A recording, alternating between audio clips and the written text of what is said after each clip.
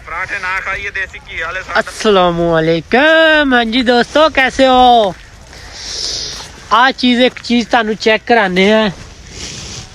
आ check करो, natural साग।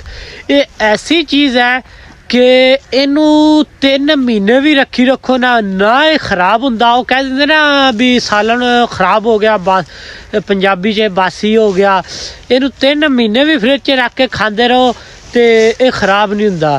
ते साढ़े घरां च घरेलू मगर पिंडां च ये हिसाब होंदा कि एक बारी पक जे ना सालन ते 8 दिन साढ़े नवी हांडी नहीं पकदी। जदों तिकर साड़ियां धुनियां हरियां नहीं होंदियां उदों तिकर साग नहीं मुकदा।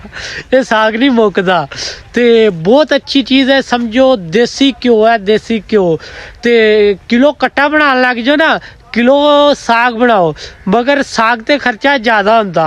मगर ये चीज़ है कि कहते हैं ना भी हर चीज़ बासी हो जाती है। मगर इस चीज़ का मैनू एक चीज़ का डाउट है, इनू शैतान लाजमी नहीं खाता होना इस साग नू।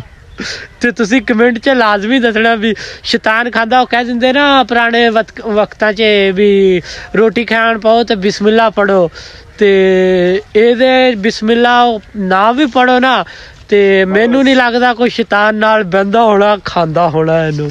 ते तुसी लाजमी कमेंट च दसना।